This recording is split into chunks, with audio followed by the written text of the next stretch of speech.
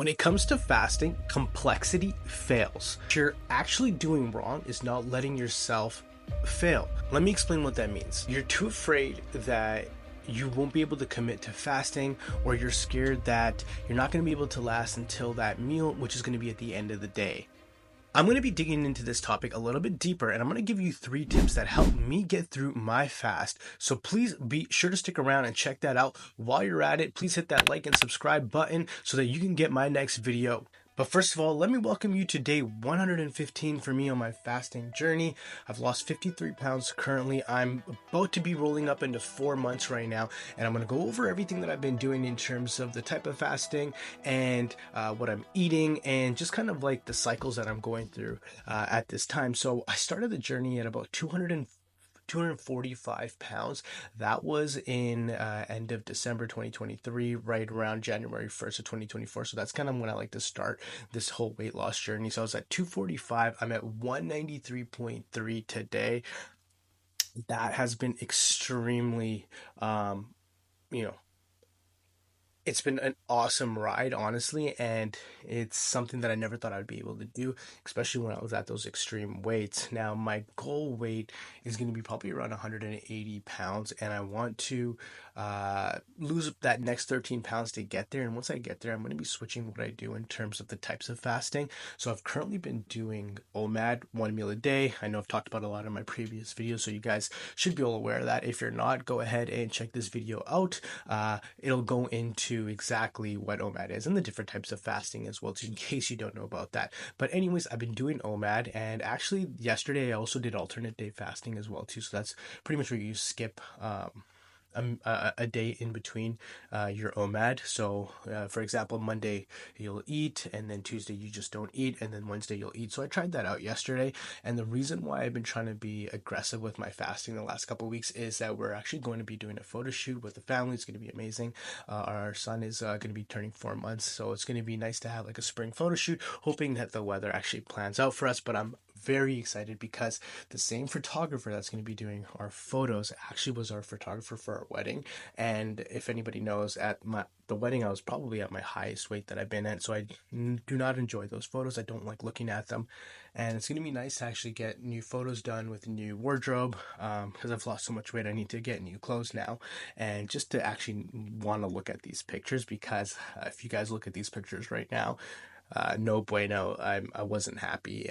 My clothes were stretched. I was very inflamed. I had inflammation all over my body. So this is going to be a very big different change when I get these photos done, and I'll be sure to share them with everybody, and maybe to even do like a compare and contrast, because it's going to be some pretty surprising on there, as you guys can even see on the thumbnail of this picture. So I'm actually wearing the same clothes in both of these pictures, and I wanted to show everybody specifically the belt. I've gone down maybe 5-6 belt sizes. I went from wearing like a 38 men's size down to a 34 waist size currently now. So it's big drop in weight for me, especially when it comes to like clothing. Like all my clothes right now that I'm wearing are really baggy as well too. But it's a good sign. So this past week I actually did 2 3-day fasts back to back. So last week I did last meal on Sunday, didn't eat Monday, didn't eat Tuesday, Wednesday night I ate, and then I did that again for this week. And that's kind of how I got to this new 193 weight. It's I shed a lot of weight in a short amount of time.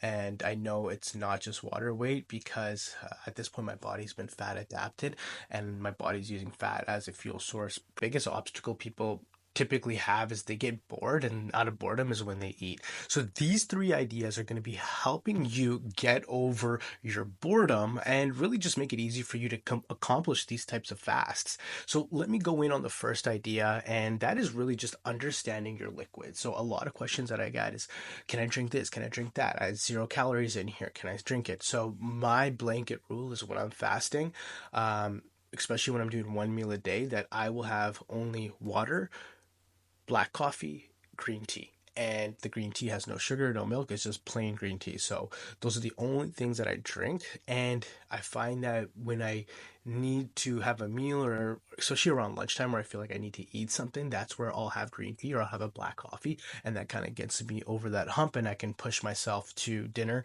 And also, just like the more times you do this, your body's going to get easier and easier to be dependent on just black coffee and green tea. And the thing for me, green tea almost like tastes like a treat. Like you can actually like taste the tea, and even with the coffee, you really understand the different complexities of coffee. So for me personally, like at work, I have Nespresso, and it's awesome because I can try the different Nespresso tabs, but I stick to the ones that are 0 calorie.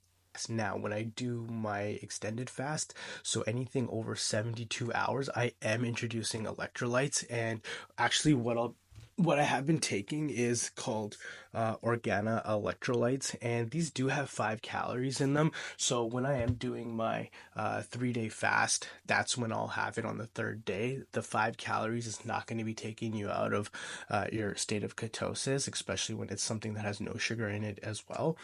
And however, the diehards that are really strict on fasting and they want to get into autophagy, then yes, you may not want to take this. Probably just take the powder form of electrolytes, and you can just have like a teaspoon of salt and magnesium and potassium. You can get those in like a packet form. I think there's some other brands out there. I'm not really sure what those brands are off the top of my mind that you can get those, but I've done 3 day fast just on salt alone, the pink Himalayan salt. So I know that's doable. I've also done a 5 day fast with just pink Himalayan salt as well too.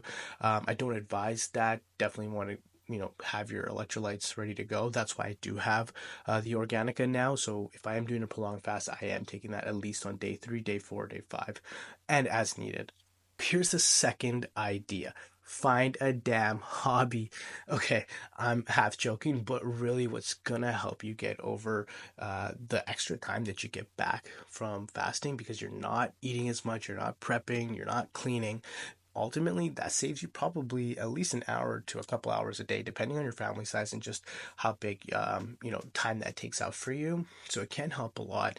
And it may actually sound harder than it seems because you want to find a hobby that's going to be interesting to you and that you're going to be able to look forward to every day that you come home. So examples of some hobbies could be starting a reading club or learning a new skill. It could be gardening.